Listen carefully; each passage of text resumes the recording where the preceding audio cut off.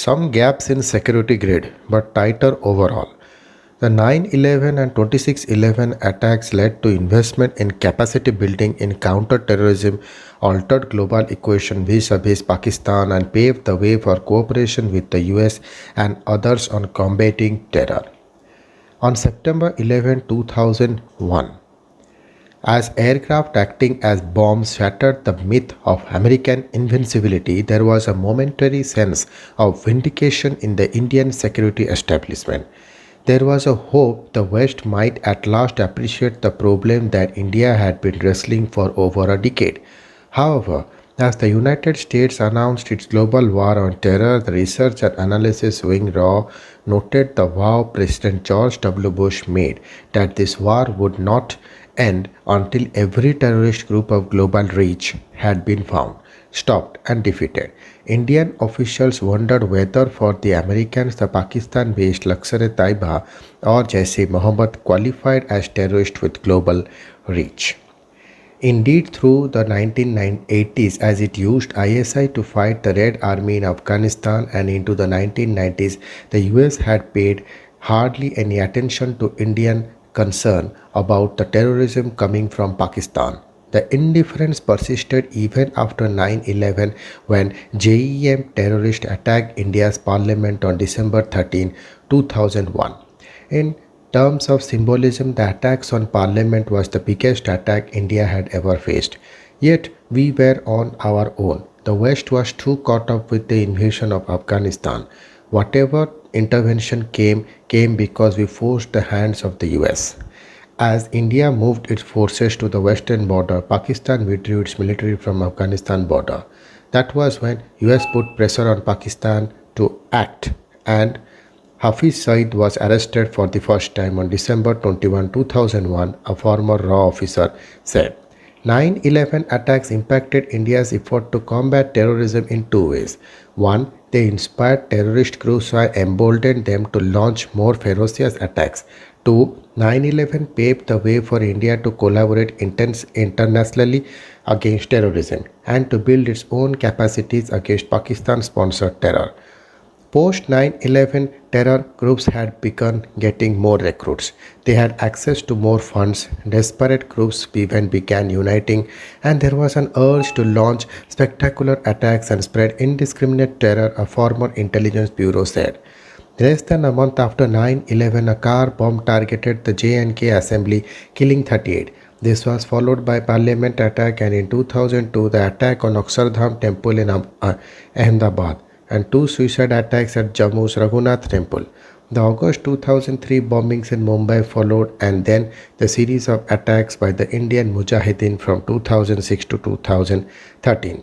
The most spectacular attack was, of course, the one by the LET in Mumbai on November 26, 2008, led on Pak Terror Factory. To a great extent, India's effort to combat terrorism, especially in Jammu and Kashmir, were helped by the circumstances that arose with the US war on Afghanistan.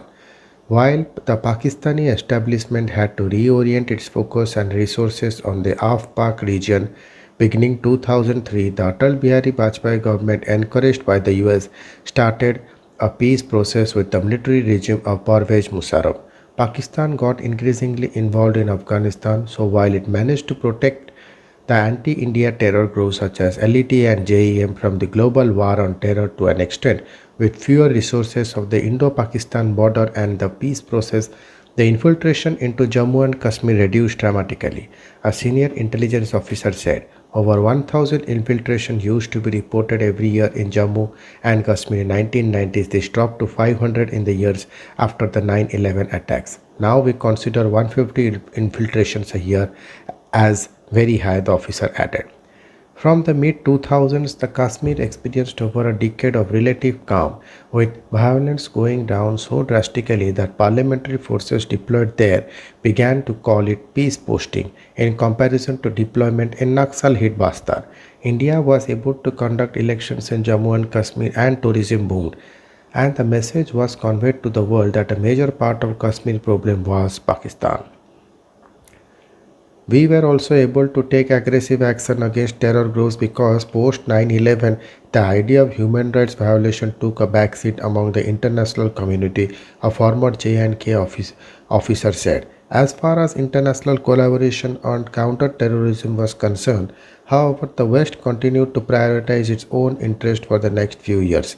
After 9/11, while the US started to look at South Asia differently, this focus was limited to very narrow field of threats in geographic terms. Mostly it was limited to Afghanistan and Afpak region and to some groups that were directly related to Al Qaeda, the former RAW officer said. The LET active since the early 1990s was designated as foreign terrorist organization by the US State Department only in December 2001. It took almost 7 more years for the United Nations to put it in the UNSC 1267 list as a group linked to Al Qaeda. The problem was that the attention of the US soon shifted to Iraq. So while US India cooperation on counterterrorism did get a fillip post 9/11, there wasn't enough time for this relationship to crystallize in the way it should have. It was only after 26/11 attacks that the Americans started to take the LET seriously. Their focus came back to the region after Barack Obama became the president, Raw officer said. Cooperation in the Gulf. Several officers who saw the evolution of the US India relationship closely said the country's counterterrorism collaboration in the immediate post 9/11 world remained restricted to very specific threats. The overarching collaboration never happened, at least as far as the LET and JEM were concerned. The US always kept them below Al Qaeda and the Afghan Taliban as a threat, even though they were federal feeder groups for both Al Qaeda and later ISS. The shocks of 9/11 traveled beyond the US. The spectre of fundamentalist Islam began to make countries of Europe as well as regimes of the Middle East uncomfortable. In many ways, 9/11 was the beginning of the Muslim world being plunged into a civil war where the idea of civil Islam has come under pressure from the idea of apocalyptic Islam. New equations were developed. There were countries in Europe, France and Germany and in Middle East which considered the LET and JEM a threat. They started a collaboration more with us. This was result of 9/11. There were friends who neutralized anti-India threats in third countries.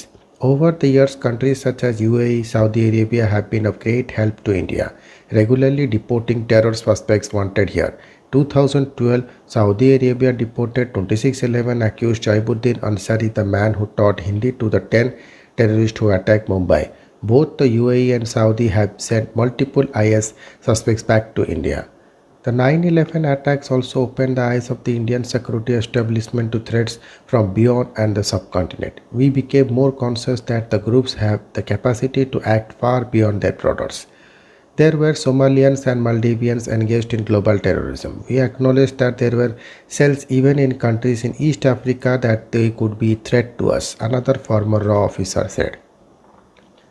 India also realized that the world was responding to global terrorism and it needed to put forward an international case of the problem it was facing in its own region. The onus of was one on to bring out ramifications of the global reach out of these organizations. Once we were able to come up with hard evidence, the US did respond. There was also countries other than the US who appreciated our point of view, the second RAW officer said. The world listened more to India also because of its rising economic power. India's IT export to the US were among the world's largest and the US companies were increasingly keen on investing in India and its huge market. Within years of 9/11, India and the US signed the Civil Nuclear Deal, which indicated that the two countries saw each other as long-term strategic partner. There was also the context of the rise of China, its expansionism in the Pacific region, already a clear concern. By the late 2000, India's US engagement had begun to include military ties. These included high-level contacts, joint training, and a variety of exercises. The two countries collaborated in protection of sea lanes carrying vital oil shipments and other sea-borne trade. This was followed by sizable sales of American military and defense equipment to India. Information cooperation. The cooperation on counterterrorism that started after 9/11 acquired depth and breadth with time.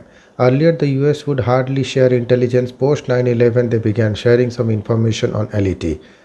They had better coverage on LET, a former intelligence officer said.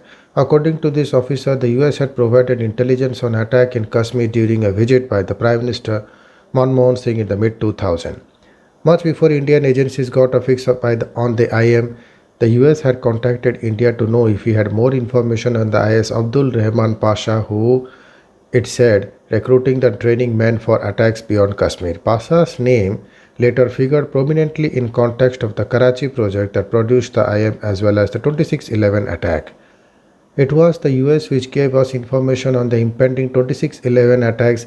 It's another matter we wouldn't prevent it. Indo US security cooperation flowered following 2611. The US was closely associated with our investigation and gave us a lot of information. We wouldn't have been able to prove the case and embarrass Pakistan internationally without the FBI's help. The senior IB officer said since then, the US has continued to share intelligence on threats targeting India, the officer said. Investing in capacity. India also invested heavily in capacity building. The Indo border was fenced and investments were made in creating intelligence infrastructure. The National Technical Research Organization was set up in 2004. It also embarked on projects such as Crime and Criminal Tracking Network and the National Intelligence Grade. It was post 9/11 that RAW got a counter-terror desk. Comprehensive changes were imagined in the Kargil Review Committee report. After 9/11 attacks, they got a push. We also started looking at terror financing seriously and began engaging with the Financial Action Task Force. The Unlawful Activities Prevention Act was strengthened. The Prevention of Money Laundering Act was brought in. Specific agencies for counter-intelligence and terrorism were created. There was greater synergy among different agencies, especially post 2611, and operationalization of intelligence became better, a senior intelligence officer said.